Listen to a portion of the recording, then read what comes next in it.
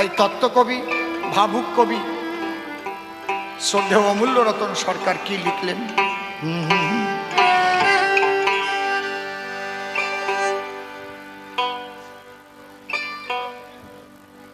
খোঁজরে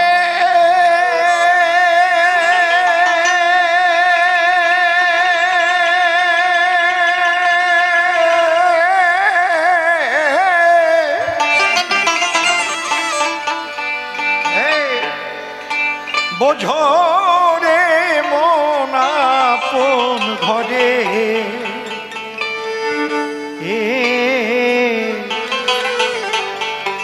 মানুষ কঞ্জনা রে মন, মানুষ কঞ্জনা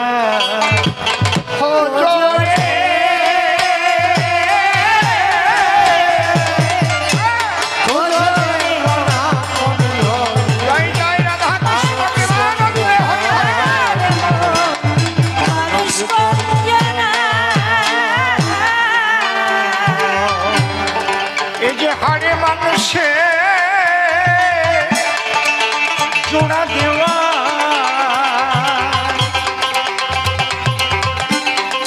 এ যে হারে মানুষে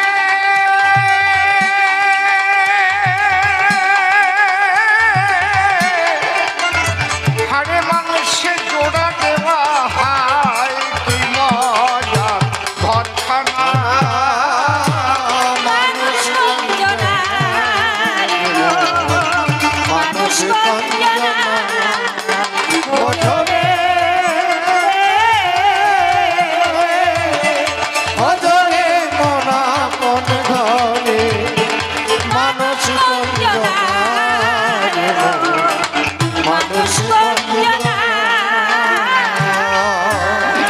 কি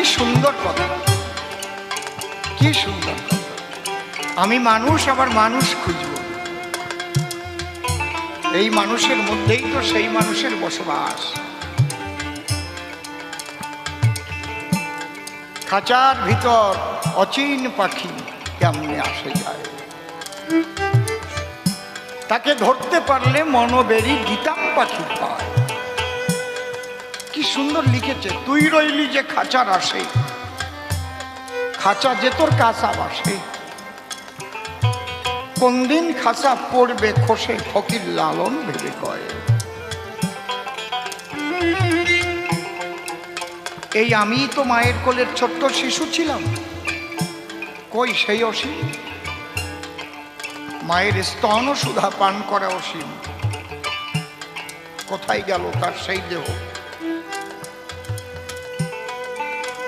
তারপরে বাল্যকাল কত চঞ্চলতা নিয়ে কাটিয়েছে, তারপরে কৈশোরকাল, তারপরে যৌবনকাল। এক একটা সময়ে প্রত্যেকের আমাদের দেহের পরিবর্তন ঘটেছে, ঠিক তো বাবা? যৌবনকালে কুসঙ্গে মিশে পিতৃধন অবহেলায় নষ্ট করেছে। এই জন্যে যৌবনে পদার্পণ করার আগেই প্রত্যেক মা বাবার উচিত তার সন্তানকে সদ্গুরুর আশ্রিত করা।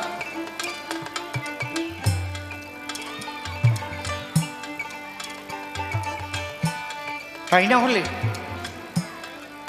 যৌবনকালেই শেষ হয়ে যায় কুসঙ্গের ফলে।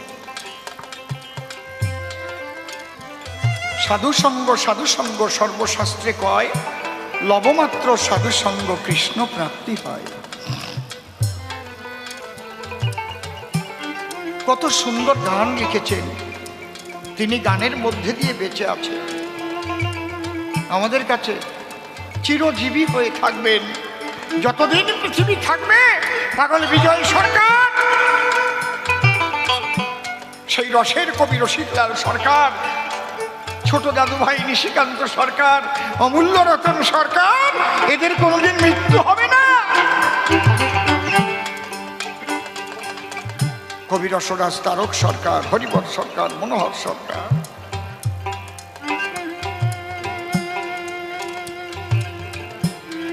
এই যে হাড়ে মাংসে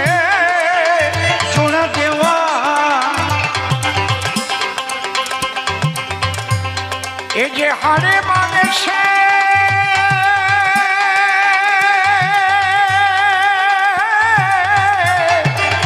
হাড়ে মাংসে জোড়া দেওয়া হাই কি মজা ঘরখানা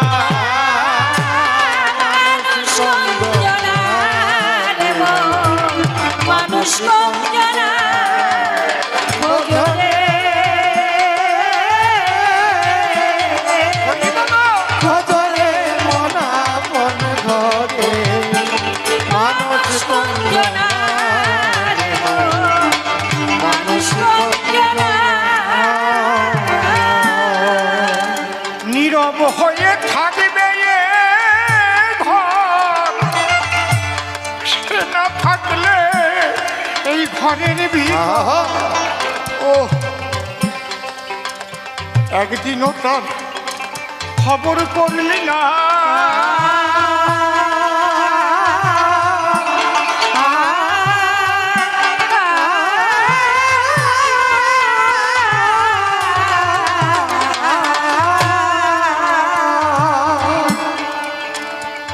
এই মানুষটি এখন দেখছে শুনছে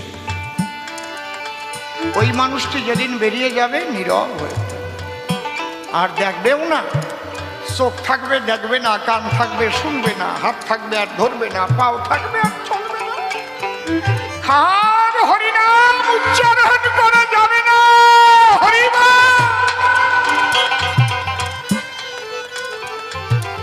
যেটুক সময় পেয়েছো হেলায় সময় নষ্ট করো না সমস্ত কাজের মধ্যে দিয়ে হরিনাম কৃষ্ণ নাম গুরু ভজন করে যাও নীরব হয়ে থাকবে এ ঘর সে না থাকলে ঘরের ভিতর একদিনও তার খবর করলি না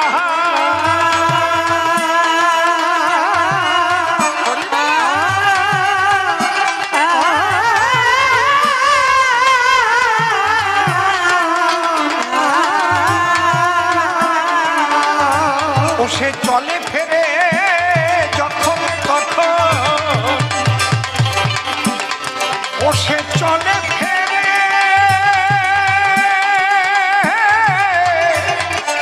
চলে ফেরে যখন তখন কথা কয় যায় দেখা নেয় না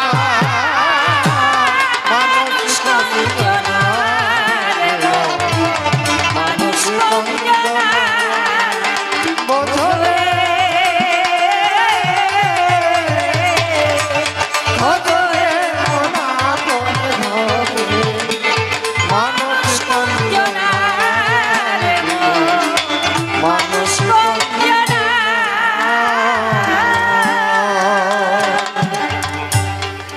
ওরে বাঁচা মরার কারণ ছাড়ি সরণিপু পালন করি সেই মানুষ রতন যতন করো মনা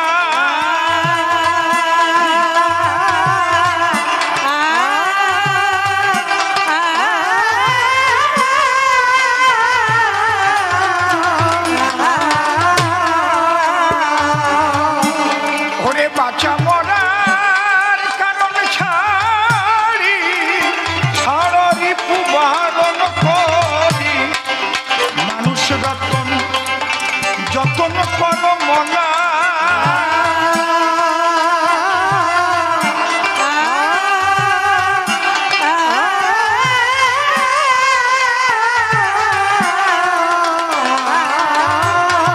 সে কোন ধামে বসত করে হরিবল হরিবল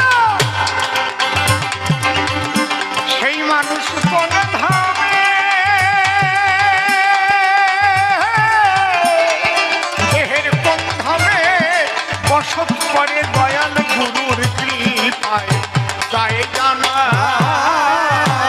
মানুষ কঞ্জনা মানুষ কঞ্জনা ভজরে ভজরে মনা মন ঘরে মানুষ কঞ্জনা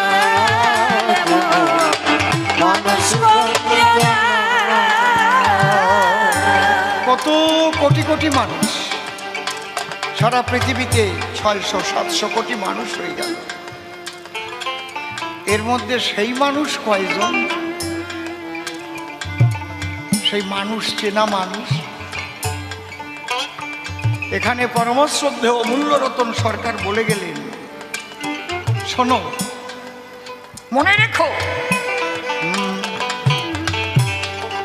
সেই মানুষ ধরা কেউ মানুষ হলে তার হুকুমে মানুষ চলে, পেলে তারে করো ভজনা। জয় জয় গুরু গোবিন্দ প্রেমানন্দ, হরি হরি বল।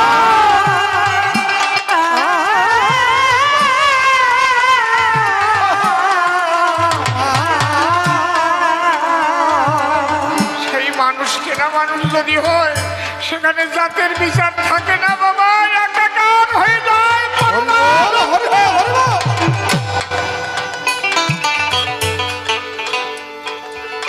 তার পিছনে পিছনে মানুষ দৌড়ায়, তার একটু চরণ ধুলি নেবার জন্য মানুষ দৌড়ায়।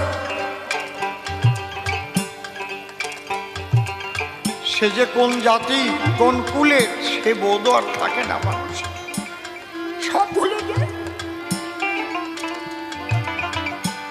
রাধে জয় রাধে, জয় জয় সাধু গুরু বৈষ্ণবানন্দে, হরি হরি বল। হরি বল।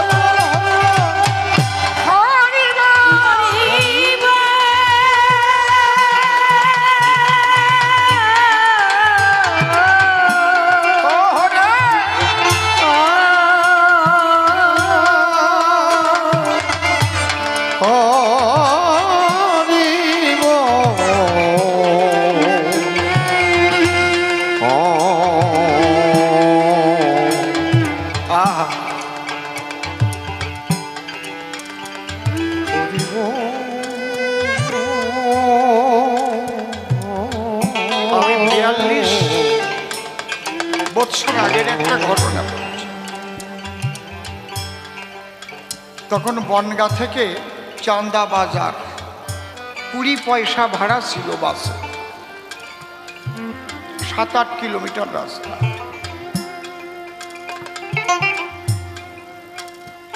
রেল লাইনের পাশে বাস করি, বনগাঁ 1 নম্বর রেলগেটে রেল লাইনের পাশে ঘর বেঁধে বাস করি। আমার চান্দা যেতে হবে, কিন্তু 20 পয়সাও নাই। আমি যে বাস ভাড়া দিয়ে যাব, সেই 20 পয়সাও আমার কাছে নাই। চান্দা যাব, ওখানে আমার ধর্মপিতা সুরেন্দ্রনাথ বিশ্বাস ছিলেন, তার কাছ থেকে কিছু পয়সা চেয়ে আনব।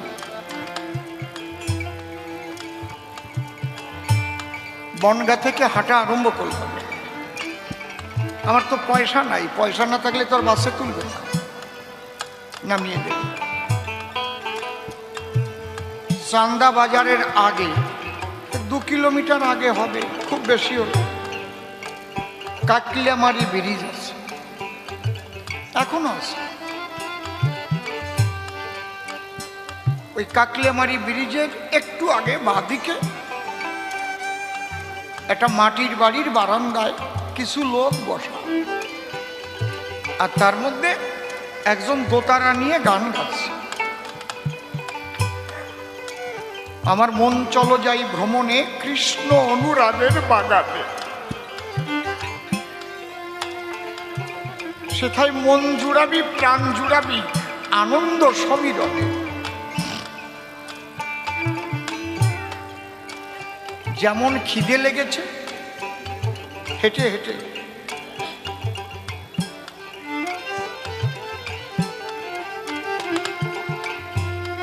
ওই রাস্তার পরে দাঁড়িয়ে গানটা শুনতেছি আর কাঁদতেছি।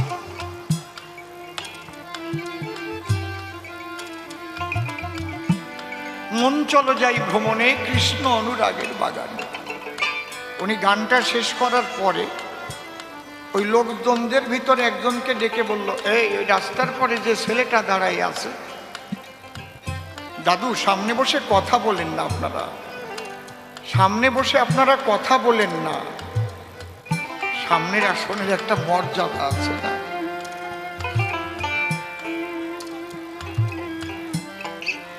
যাবার সময় তো হয়েই গেল, একটু কথাগুলো শোনেন। এই জন্যে ব্যাসদেব কত আগে লিখে গেছে, নীতি নীতি জীবগণ যায় যম ঘরে, তথাপি যাহারা থাকে তারা ইহা মনে করে, আমরা তো চিরজীবী নাহি হব ক্ষয়, ইহার চাইতে কি আশ্চর্য বলো মহাশয়। কৃষ্ণ কথা হরি কথা শুনতে বসে কখনো আন কথা বলবেন না। যখন দেখবেন আন কথা বলতে হবে, আস্তে উঠে চলে যাবেন, বাইরে গিয়ে বলবেন, অপরাধ সঞ্চয় হবে, এটা মনে রাখবেন। এখন যে কয়দিন গান গাবো, পরিষ্কার পরিচ্ছন্ন কথাগুলো বলে যাব, দাপা দাপি লাফালাফির দিন আমার নাই। এই কথাগুলো ধরা থাকলে একদিন কাজে লাগবে, সাধুগুরু বৈষ্ণবরা শুনবে।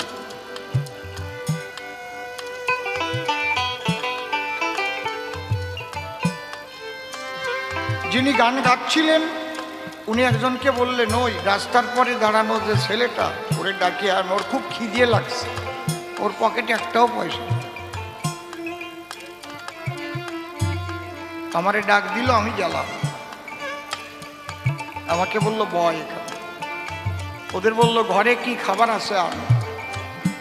পাকা কলা ছিল, মুড়ি ছিল, চিড়িয়ে ছিল, গুড় ছিল, দুধ ছিল, তাই দিয়ে নিজে মাখালো। আমি শুধু কাঁদতেছি, এ ঠাকুর, এ তোমার কোন লীলা? আমার যে খিদে লাগছে তা উনি কি করে বুঝলো?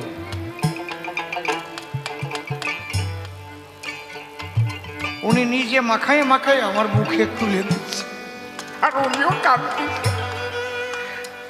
আর ওই লোকজন যারা বসা তাদের বলছে, একদিন তোরা বুঝবি, আমি সেদিন থাকবো না, আমি কারে এইভাবে মাখায় মাখায় খাওয়ালাম, একদিন তোরা বুঝবি।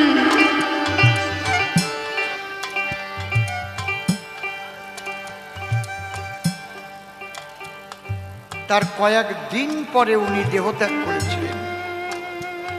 ওনার নাম কৌসার ফকির। ওনার বাড়ি ছিল নলডুগরি। বাজার থেকে পারমাদনে ঢুকতে কয়েকটা বাড়ি পড়ে। উনি কিভাবে গেছে?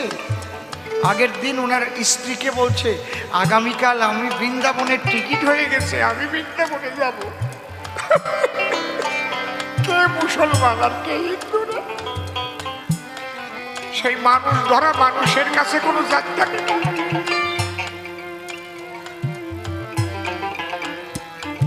ওনার স্ত্রীকে বলছে, লোক ডেকে এনে আমার কবরটা খোল, আমি কালকে বৃন্দাবনে যাব, আমার টিকিট হয়ে গেছে। ওনার স্ত্রী যখন খোলে নাই, নিজে কোদাল দিয়ে কবর খুঁড়ে রাজমিস্ত্রি এনে আরো সুন্দর করে বাধাই করে রেখেছে। ঠিক 10টার সময় ওখানে আসন করে বসে দেহত্যাগ করেছে। এর নাম কৌসার ফকির। এখনো কৌসার ফকিরের কবর যদি আপনারা দেখতে চান, গিয়ে দেখে আসতে পারেন। নলডুগরি বাজারে নামবেন, ওখানে জিজ্ঞেস করবেন কৌসার ফকিরের কবরটা একটু, সমাধিস্থল। সেই মানুষ ধরা মানুষ হলে তার হুকুমে হ্যাঁ মানুষ চলে। তোমরা পেলে তারে করো ভজনা।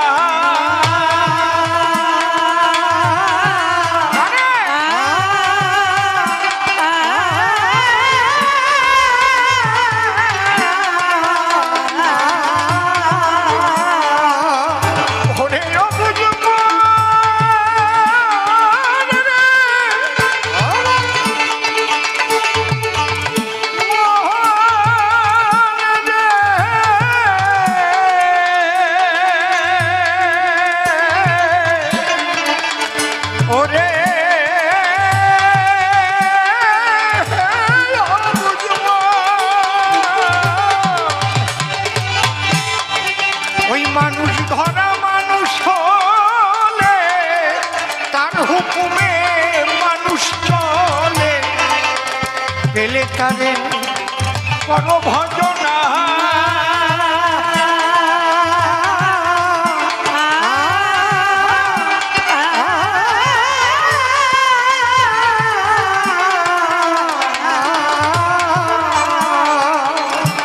গোসাই অমূল্য শুধু পড়তে বুঝায় গোসাই অমূল্য